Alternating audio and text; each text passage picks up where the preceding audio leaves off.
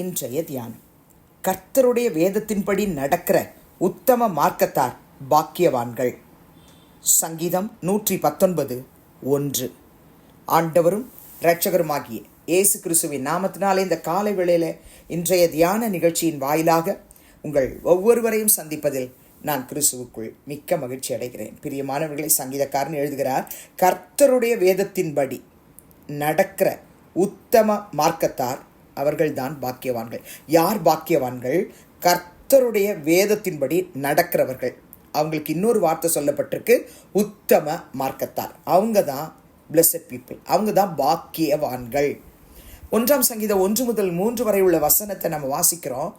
அந்த குணாதிசயம் உடையவர்களாய் நீங்களும் நானும் வாழும்பொழுது நாம் பாக்கியவான்களாய் இருப்போம். நமக்கு நன்கு தெரிந்த வசனங்கள் தான். ஆனால் அந்த வசனத்தில் துன்மார்க்கருடைய ஆலோசனையில் நடவாமலும், பாவிகளுடைய வழியில் நில்லாமலும், பரியாசக்காரர் உட்காரும் இடத்தில் உட்காராமலும். இந்த 3 காரியமும் மனப்பாடமாக மற்றவங்களுக்கு உபதேசம் பண்ணுவோம். ஆனால் நாம் துன்மார்க்கருடைய ஆலோசனையில் நடந்து, பாவிகளுடைய வழியில் நின்று, பரியாசக்காரர் உட்காரும் இடத்துல சில நேரங்களில் உட்கார்ந்து கர்த்தருடைய மனதை துக்கப்படுத்தியிருப்போமானால் நம்ம பாக்கியவான்களாக இருக்க முடியாது. பிரியமானுளே, 2ஆம் வசனத்தில் சொல்லப்பட்ட வார்த்தையின்படி கர்த்தருடைய வேதத்தில் பிரியமாயிருந்து இரவும் பகலும் அவருடைய வேதத்தில் தியானமாயிருக்கிற மனுஷன் பாக்கியவான். அவனை குறித்து தான் வேதம் சொல்லுது, நீர்க்கால்களின் ஓரமாய் நடப்பட்டு தன் காலத்தில் தன் கனியை தந்து இலையுதிராதிருக்கிற மரத்தை போலிருப்பான், அவன் செய்வதெல்லாம் வாய்க்கும். என் அன்பு சகோதர சகோதரிகளே, கர்த்தருடைய வேதத்தின்படி நடக்க இந்த நாளில் நம்ம ஜெபிக்கிறோம். நாம மாத்திரமல்ல, நம்ம கூட இருக்க எல்லாருமே, கர்த்தாவே இந்த வேத வசனங்களின்படி வாழணும் அப்பா, அதுக்காக நாங்கள் ஜெபிக்கிறோன்னு சொல்லி ஒவ்வொரு நாளும் ஜெபிப்போமானால் ஜெபத்துக்கு கர்த்தர் கட்டாயம் பதில் தருவார். நாம தான் செய்கிற காரியத்தில் நமக்கு கர்த்தர் வெற்றியை கொடுத்தார்னு சாட்சி சொல்ல முடியும். பிரியமானவர்களே, 32ஆம் சங்கீதம் 1-2 வசனத்தில் பார்க்கிறோம், எவனுடைய மீறுதல் மன்னிக்கப்பட்டதோ, எவனுடைய பாவம் மூடப்பட்டதோ அவன் பாக்கியவான். எவனுடைய அக்கிரமத்தை கர்த்தர் எண்ணாது இருக்கிறாரோ, எவனுடைய ஆவியில் கபடமில்லாது இருக்கிறதோ அவன் பாக்கியவான். அப்போ இந்த வார்த்தைகள்லாம் வாசிக்கும் பொழுது, கர்த்தாவே எங்களுடைய மீறுதல்கள் மன்னிக்கப்படணும், எங்களுடைய பாவங்கள் மூடப்படணும், எங்களுடைய அக்கிரமத்தை கர்த்தர் எண்ணக்கூடாதப்பா, எங்களுடைய ஆவியில் கபடம் இருக்கக்கூடாது ஆண்டவரே, எங்கள் ஒவ்வொருத்தரையும் கர்த்தனை அப்படி மாற்றுங்க ஆண்டவரே. அநேக வசனங்கள் இருக்குது பிரியமானே, ஆனால் இந்த 2 வசனத்தை சொல்லி ஆண்டவரே நாங்கள் எல்லாம் பாக்கியவான்களாக இருக்கணும்னா, சங்கீதம் 1:1-3 வரை உள்ள வசனத்தின்படி, சங்கீதம் 32 1-2 வரை உள்ள வசனத்தின்படி வாழ எங்களுக்கு உதவி செய்யும். நம்ம ஜெபிக்கணும் பிரியமானே. அந்த 119ஆம் சங்கீதம் 1ஆம் வசனத்தில் பின்பாகத்தில் பார்க்குறோம், கர்த்தருடைய வேதத்தின்படி நடக்கிற உத்தம மார்க்கத்தார் பாக்கியவான்கள்.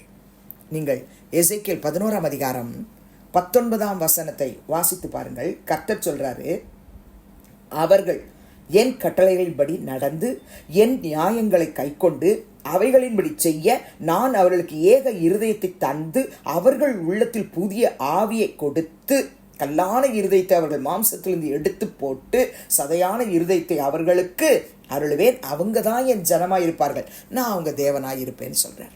இப்போ எப்படி நடக்கணும்? அவருடைய கட்டளைகளின்படி, அவருடைய நியாயங்களை கை கொண்டு அவைகளின்படி செய்ய கர்த்தர் நமக்கு அவருடைய ஏக இருதயத்தை கொடுக்கணும். அதுக்காக நம்ம ஜெபிக்கணும். கொடுப்பார். நம்ம உள்ளத்தில் புதிய ஆவியை கட்டளையிடணும், அதுக்காக ஜெபிக்கணும்.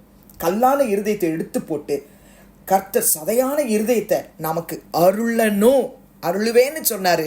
கர்த்தாவே நீங்கள் கொடுங்கப்பான்னு சொல்லி நம்ம ஜெபிக்கும் பொழுது கர்த்தர் நிச்சயமாகவே நமக்கு தருவார். அப்போ நம்ம உத்தம மார்க்கத்தாராய் நடக்க முடியும். பிரியமானவர்களே, நீங்கள் ஓசியாவின் புத்தகம் 14ஆம் அதிகாரம் 9ஆம் வசனத்தின் பின்பாகத்தை வாசித்து பாருங்கள். கர்த்தருடைய வழிகள் செம்மையானவைகள், நீதிமான்கள் அவைகளில் நடப்பார்கள், பாதகரோவென்றால் அவைகளில் இடறி விழுவார்கள். கர்த்தருடைய வழிகள் செம்மையானவைகள், நீதிமான்கள் தான் அந்த வழியில் நடப்பாங்க. கர்த்தருடைய பிள்ளைகளே, நாம் நீதிமான்களாய் வாழ, கர்த்தரிட்ட செம்மையான வழியில் நடக்க கர்த்தாவே எங்களுக்கு கிருபை தாங்க நம்ம ஜெபிக்கணும். பிரியமானவர்களே, ஒவ்வொரு நாளும் ஜெபிக்கணும், தினந்தோறும் ஜெபிக்கணும். லூக்காவின் சுவிசேஷம் 1ஆம் அதிகாரம் 6ஆம் வசனத்திலே சகரியா எலிசபெத்தை குறித்து நாம் வாசிக்கிறோம். அவர்கள் இருவரும் கர்த்தரிட்ட சகல கற்பனைகளின்படியையும் நியமங்களின்படியையும் குற்றமற்றவர்களாய் நடந்து தேவனுக்கு முன்பாக நீதி உள்ளவர்களாய் இருந்தார்கள். நம்ம குறித்து இப்படி ஒரு சாட்சி சொல்லணும். கர்த்தர் நமக்கும் இப்படி சாட்சி சொல்லணும். என் பிள்ளைகள் கர்த்தரிட்ட சகல கற்பனைகளின்படி நியமங்களின்படி குற்றமற்றவர்களாய் நடக்கிறாங்க, தேவனுக்கு முன்பாக நீதி உள்ளவர்களாக இருக்கிறாங்கன்னு சொல்லி பிதா கிட்ட நமக்காக அவர் ரெக்கமெண்ட் பண்ணணும், பிரிமானல பேசணும். அதுக்குரிய ஒரு பரிசுத்த வாழ்க்கையை நமக்கு கர்த்தர் தரணும்.